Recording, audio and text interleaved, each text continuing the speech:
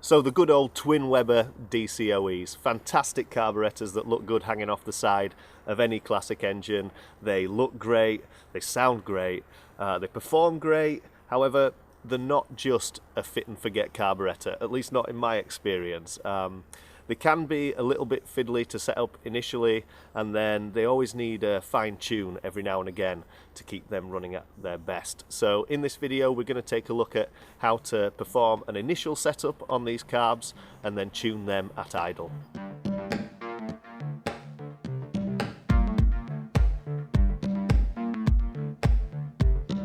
Okay, we're going to be looking at three things here. First off, idle speed. This is controlled by the idle speed screw, which is located here. Second is carb balancing, and this is adjusted by the balance screw, which is located on the linkage between the carbs here. And then we've got the air bleed screws. There's 4 of these located here. Don't get too concerned just yet. We're going to go over this in greater detail later in the video. And lastly is idle mixtures.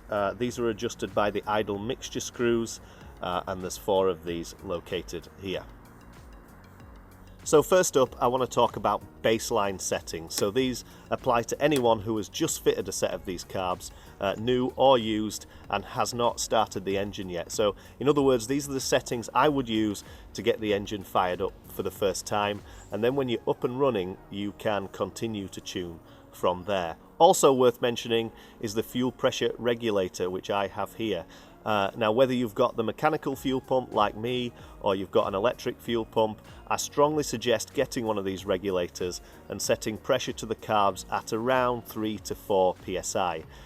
If you don't do this, you run the risk of flooding these carbs, and in all honesty, you'll be wasting your time trying to tune them. So with that said, let's get going. So we'll start with the idle mixture screws. Now, as a baseline setting, I'd go with having these 1 1/4 turns out from seated. So take a flathead screwdriver and turn the screw clockwise until it reaches the bottom of its adjustment.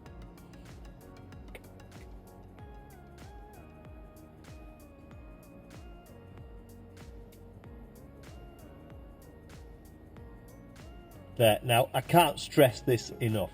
Do not over tighten. The same goes for all the fittings we're going to talk about today. The carburetor bodies are alloy and it's quite easy to crack them or strip out threads, so go easy on them. So now it's seated, I'll back it out 1 1/4 turns. That's half. That's 1 1/4. Done. Okay, all you've got to do is repeat this process on the other 3, and that'll be it for your mixture screws. So next we'll move on to the air bleed screws, and there's 4 of these. 1, 2, 3, 4, and these all want to be seated pending your initial fire up. So take an 8mm spanner and slacken the lock nut.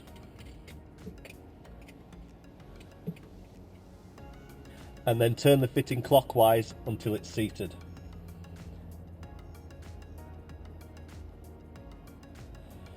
Now, there's a good chance with these that they already will be, but it's always good to check.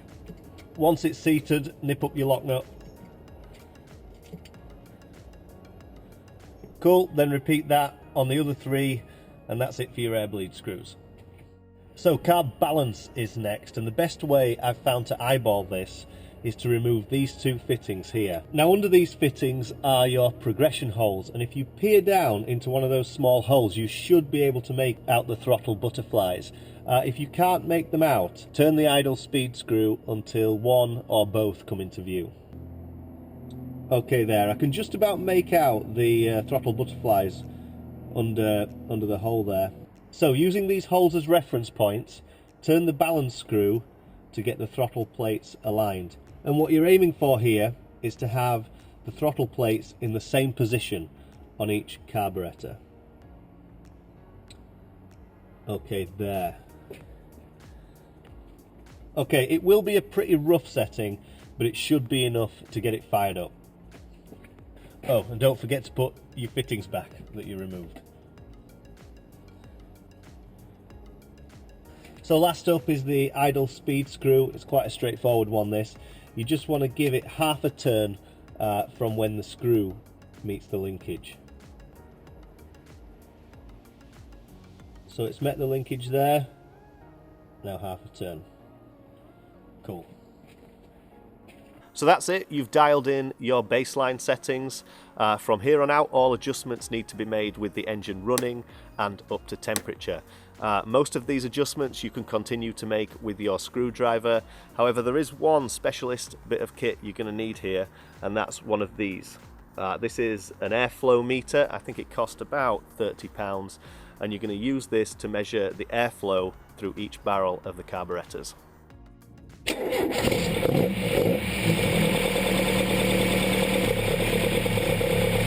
first up is the idle speed. Now this is the most simple of all these adjustments. We turn the idle screw clockwise to speed up the engine.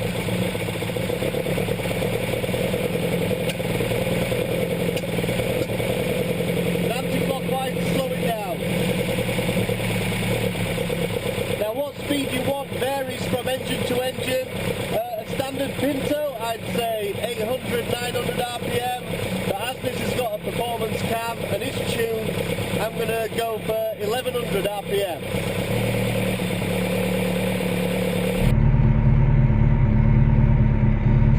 Okay, we'll start there. Bear in mind, we're probably going to have to keep coming back to this idle speed as we go further into the tuning process. Okay, now we're on to carb balancing.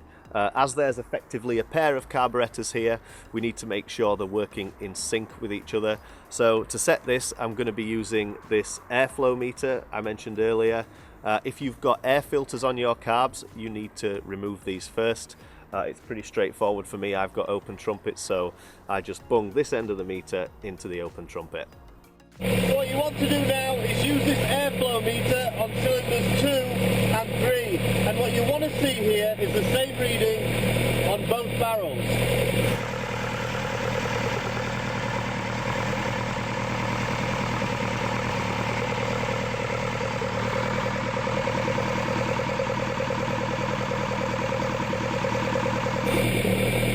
So you can see here we're a little off. We've got a higher reading on cylinder 2 than we have on cylinder 3.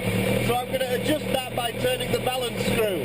Now this is quite a sensitive adjustment, so go with small adjustments until you get it spot on. Now which way you have to turn this screw depends on the type of linkage you've got, so have an experiment first if you're not sure.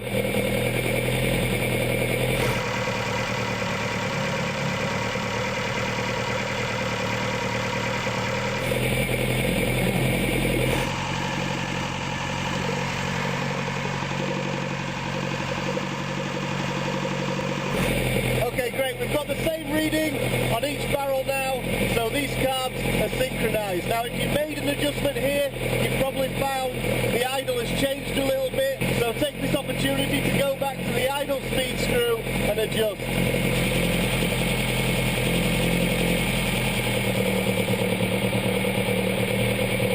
Okay, now you've got your carbs in sync, let's push on and look at idle mixtures. Now there's 4 of these to do, and the process is exactly the same for each one. So take your time, start at number 1 and work your way back to number 4. Right, I'm going to start with cylinder number 1. And what we're aiming to do here is find that sweet spot where the engine's getting the right amount of fuel at idle. And the way we're going to do that is by listening to the sound of the engine. Alright, I'm going to start by turning the mixture screw clockwise, giving that cylinder less fuel. Turn slowly and listen to the sound of the engine. Now if you listen carefully as you do this, you'll start to hear the engine speed decreasing.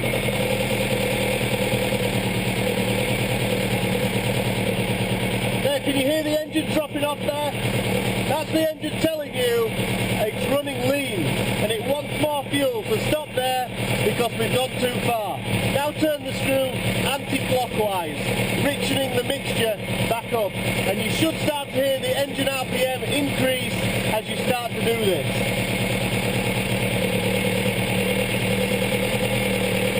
There, just picked up a little bit. So keep going, and there should come a point where your adjustments have no effect on engine speed. There, you see how that last quarter turn has had no effect on engine speed?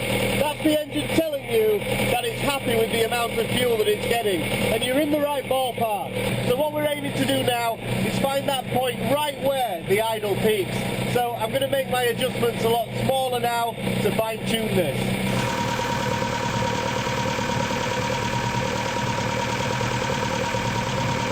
Right there, I can just hear the idle dropping off a little bit.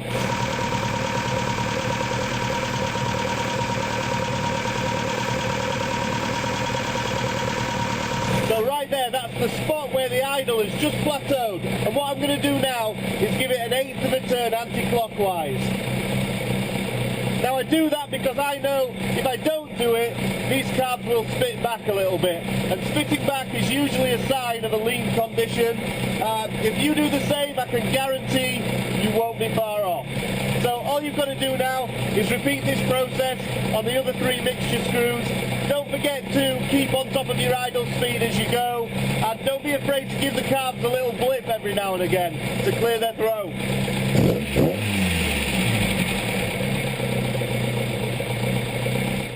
One final thing on idle mixtures. On the opposite side of the scale, if you continue to richen the mixture, there will come a point where the idle speed starts to drop off again. Much in the same way as before, but this time it's telling you you're choking the engine out with too much fuel. So basically, the engine's going to tell you whether it's running too rich or too lean when you hear the idle dropping off. I hope that all makes sense. So last up, we're going to look at the air bleed screws. Now, I think these only exist on the 40 and 45 DCOEs. If you bump up into the 48 or even 50 DCOSPs, I don't think you have this adjustment. And I've left it till last because a lot of people don't bother with these. But as we've got them, we may as well take a look. So the air bleed screws basically control the balance between the barrels on a single carburetor. So much in the same way we use this meter between barrels 2 and 3, we're going to use them now between barrels 1 and 2 and adjust if necessary, and then 3 and 4 and adjust if necessary. So let's check that.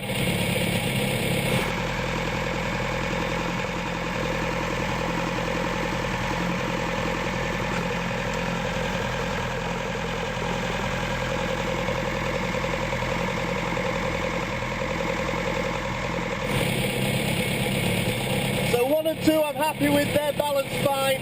Let's move on to 3 and 4.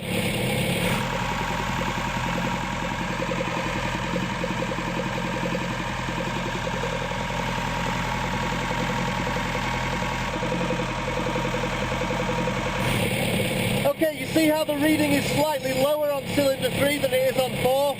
That we can correct with the air bleed screw. Now opening an air bleed screw is going to increase the airflow for that cylinder. So as we're down on cylinder number 3, we're going to open that air bleed a little bit. So undo the lock nut and get in with your flathead screwdriver and turn it anti-clockwise.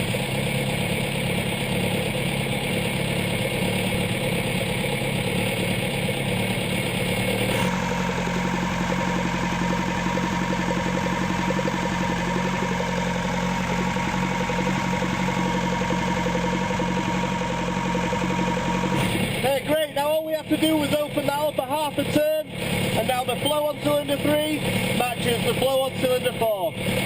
So that's perfect.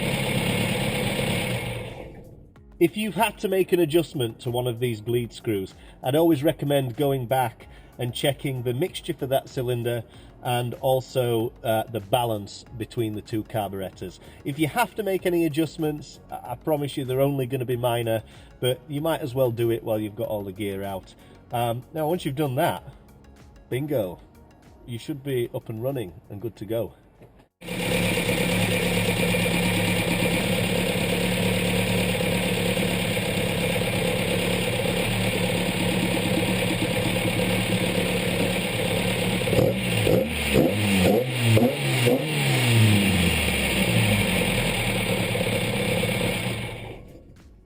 Cool, now I'm happy with that. The engine sounds good.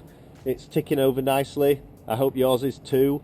So essentially what we've done here is tune the carbs at idle. So this will get you up and running and down the road.